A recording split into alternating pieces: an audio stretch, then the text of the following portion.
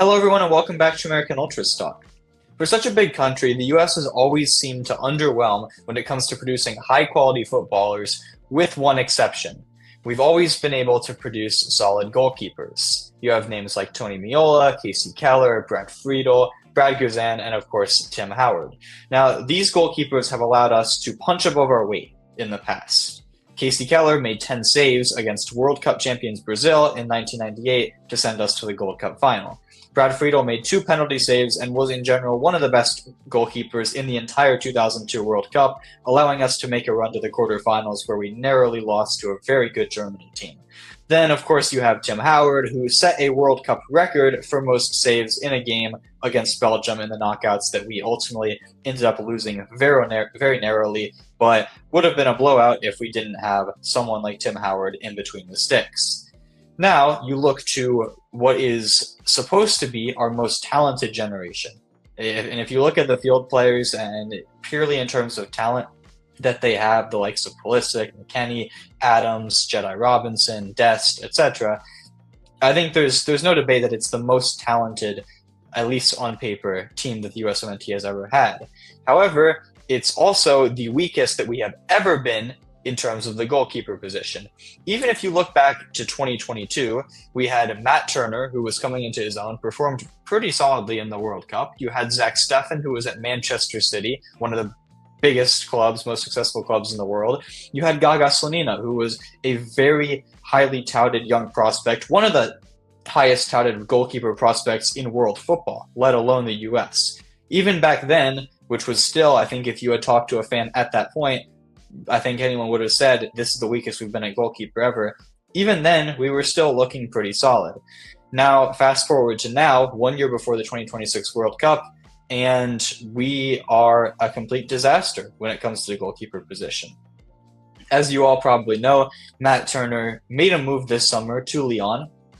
It was a pretty shady deal, all things considered. If you look at the history that John Textor has with Marinakis, the owner of Nottingham Forest, they've made shady business dealings in the past when it comes to transfers. This one was no exception, and it was proved by the fact that when Textor resigned from his position on the board, the new members of the Lyon board said, wait a minute, we don't want to pay $8 million for Matt Turner. And to quote the club, this is exactly what they said about him. They said, $8 million is far too much for a backup, and Matt Turner is not good enough to be the starter here at Lyon. That's more or less what they said. I mean, paraphrased a little bit, obviously they said they spoke in French. I don't speak French, but that's more or less what they said. And they even took legal action to try to revoke the transfer. Now, if that doesn't tell you everything you need to know about Matt Turner as a player, I don't know what to tell you, honestly.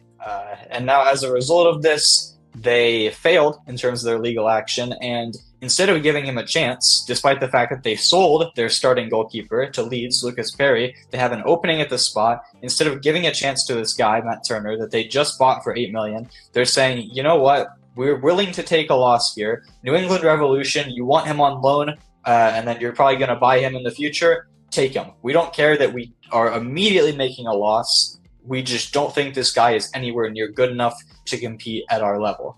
And so Matt Turner returns to where it all started for him at the club level, where he made his name, not just MLS, but the specific club, his home, New England Revolution. Now, let's look at the move from Turner's perspective for a moment. On the one hand, this is great news, honestly. I mean, it's always going to be demoralizing on a personal level, and especially when your biggest concern lately has been your confidence. I mean, he hasn't played a lot of minutes over the past few seasons, and it's been evident whenever he has played both for club and country of late that his confidence is at an all-time low.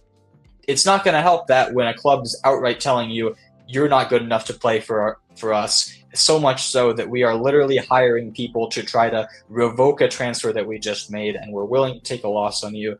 That's got to sting a little bit. But if you look at it from his career and his ambitions, assuming he has any, to play at the World Cup or to be the best that he can be on a personal level, he's going back home to a familiar situation, a safe environment, to somewhere where he can guaranteed get minutes, starting, no questions asked, which is something that never would have come about in Europe and hasn't for the last few seasons. And that's why he has been replaced as the USMNT's number one by Matt Freese over the summer. That was actually the exact reason that Poch cited. He said, we need our players playing games, not just for goalkeepers, but in general, but more specifically, Matt Turner, his spot was nowhere near safe because he was out of match fitness. He wasn't playing, he wasn't getting minutes players in MLS were, and at the end of the day, they passed him in the depth chart.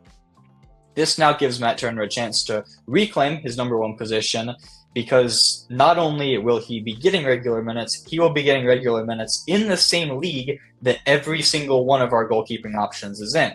Gaga Slonina, who was such a highly touted prospect just a few years ago, is now kind of in career limbo. He went to the club, Chelsea, of course, who are an absolute dumpster fire for young players' careers, especially if you're not actually that good, which unfortunately for Slonina, he kind of falls into that category. Now, he's still a young player. He can figure it out, but his two loan spells at Eupen in Belgium and Barnsley in League One were not inspiring, to say the least, and now it looks like there's no real interest from him. Maybe he'll get another low-level loan, but more likely he's probably going to end up staying as the third or fourth choice keeper.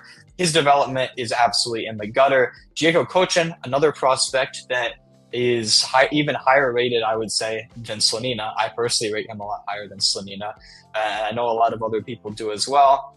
He's also in kind of a similar situation with Barcelona. Now, he's a lot younger as a player. He has a lot more time. It's not nowhere near a situation where we need to panic, but I think a lot of people, myself included, were very optimistic that maybe Diego Cochin could be an option for 2026. It doesn't look like that's going to be the case. He's going to be stuck at Barca again.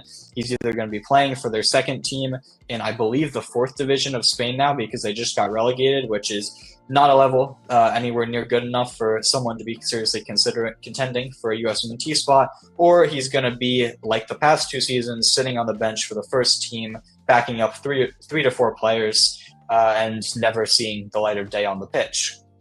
Now, since all of our prospects aren't ready, you have to look at the proven products. Now, Zach Steffen, he was at Manchester City. Now he's back in MLS with Colorado Rapids. Matt Turner is now returning to MLS with the Revolution, where he came from initially.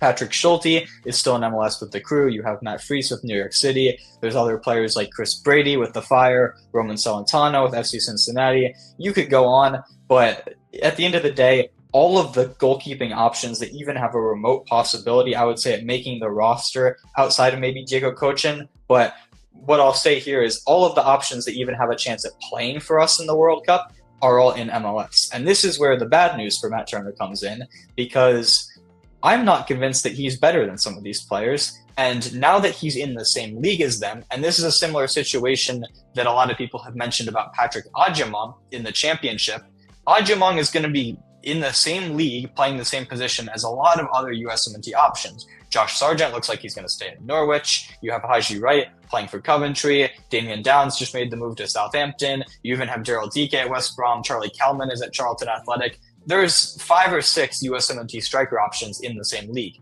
If Adjamong looks worse than some of those guys in that league, it's not going to look great for his World Cup chances. Now, talking about the goalkeepers, the same thing is true for Matt Turner. If he, within MLS, performs worse than, let's say, Steffen, Schulte, Freese, and Brady, his chances at making the World Cup suddenly have fallen incredibly far. And I think part of the thing that was working for him was the mystery, if you will, because he was in Europe at these clubs that are undoubtedly at a higher level than MLS is.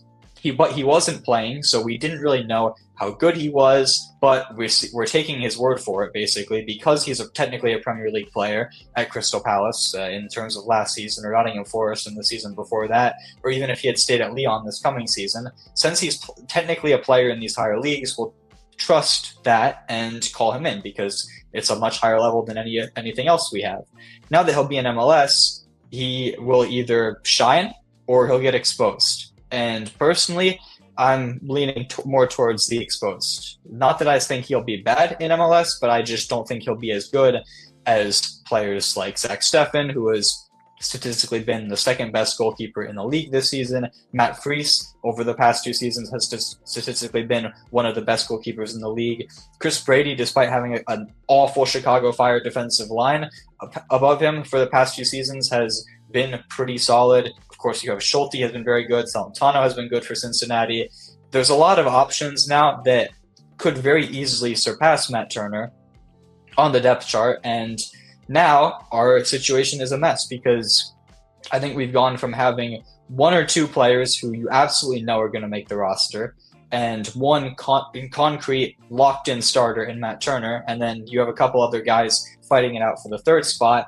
Now we have no idea who's going to start. We have no idea who's going to be the backup, and we have no idea who's even going to be the third place. Will it be a young guy like sometimes we see teams do? Maybe Diego Cochin is the guy, maybe Slonina is the guy, maybe it's Chris Brady. Will it be another veteran? It may be Sean Johnson gets brought in again. I mean, we've seen him with the USMNT recently. He technically has been the best goalkeeper in MLS for whatever that's worth, which is, I know, surprising to me at least. I think it's surprising to a lot of people.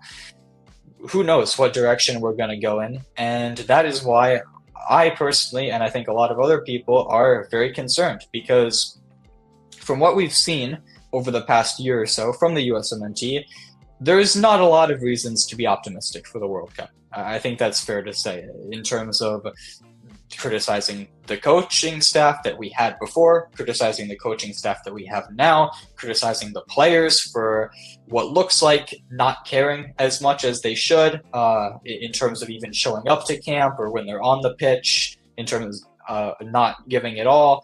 The roster decisions, which could be made by the manager, could be made by other people that maybe in his staff, maybe working for USSF higher ups. There's a lot of negative energy going around, and fairly so. If you look at the results that we've had, of course, we were knocked out of Copa America as the host, the first ever host to be knocked out in the group stage of Copa America, setting a historic embarrassment for us. We finished fourth in Nations League after losing to Panama and Canada.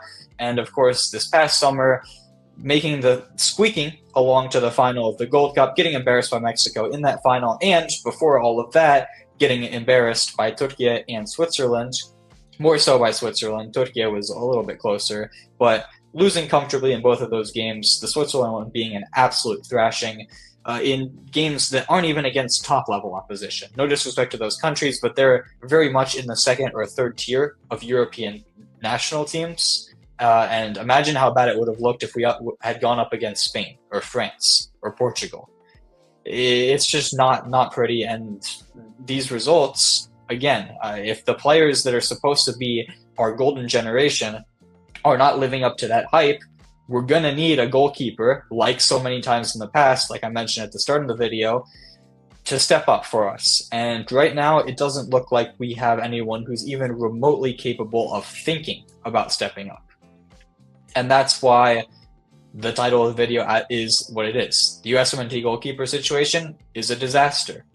I don't personally know who's going to start next year. I don't know which three are going to be on the roster. We will have a video up relatively soon, at least before the season starts for most of the leagues, predicting the World Cup roster. We did it last summer. It's going to be interesting to see how much it changes. I know for a fact that some of the goalkeeper predictions, 2 of them, at least, maybe even 3 of them, will be changing from last summer. That's just how unstable of a situation it is. I will say it will be good that we will have all of our options in the same place, and there really won't be much of a debate in terms of who deserves the spots. Because you're in the past, you're juggling European guys like Turner and Horvath versus MLS guys, and it's kind of a gray area in terms of who's actually better. Horvath is now solidified as out of the picture. He's another guy, by the way, whenever we were talking about 2022, he was the backup for that World Cup roster. I mean, he had just made one of the biggest saves in USMNT history, that penalty against Mexico.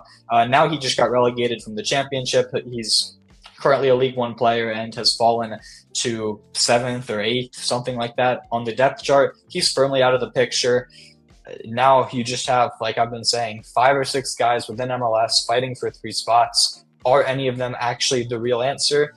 No, I don't think so. Maybe we get pleasantly surprised, but I think that the reality of the situation is we're going to be underwhelming at goalkeeper It's going to be probably our weakest position on the pitch, despite it being arguably the most important position on the pitch in general. To have good players there, we're not going to have that, and it's making a chance at us going deep in the World Cup, making an underdog run, less and less likely by the day. So we'll see what happens for Matt Turner in MLS. He was, I think you could tell, the main catalyst of why I made this video.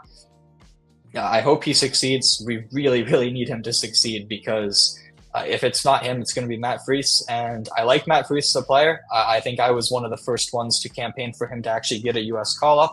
But let's face it, if we go into the World Cup with Matt Freese as our starting goalkeeper, I can't really expect him to overperform and help us punch above our weight, which is something that we have not been able to do for quite a bit now, and it's something we're going to need to do if we want to inspire things at the World Cup. So let me know in the comments what you think of this situation. Are you as pessimistic as I am when it comes to the outlook of not just Matt Turner, but all of the goalkeepers that we have in this battle? And more importantly, which three do you think will make the World Cup roster next summer? And out of those three, who will be the starter? Will it be Matt Freese? He's currently the starter. Will it be Matt Turner? He was the starter before. Could Zach Steffen take a spot? I mean, he's been called up so many times by Poch, and it seems like every single time he gets injured in training before we can even see him play a game for the national team. So maybe he keeps getting chances, improves himself. Could it be a long shot like Chris Brady, making a huge step in his development? Maybe Diego Cochin gets a good loan. Sonina gets a good loan. Patrick Schulte was our starter in the Olympics. Maybe it's him. There's so many different ways it could go. So I'm curious to see what you guys think below. And ultimately, do you think, this is another question I want you guys to answer, do you think having such a weakness in the goalkeeper position will cost us heavily in the World Cup? Will it, for example, be a reason we lose a knockout game? Or will it be a reason why we don't finish first in our group? Maybe we finish second instead of first because of the goalkeeper. So let me know what you think. Please like and subscribe if you enjoy the content. It helps out the channel a lot. We'll be back very soon. Hopefully Yuri will be back very soon as well for those videos. He's been having, of course, he's so busy in his life. It's always a struggle getting him to record, but we're trying to stay as consistent as possible, get as much content out for you guys before the season starts. And of course, once the season starts, it'll be business as usual. So stay tuned for that. More content hopefully coming very soon. And we'll see you guys next time.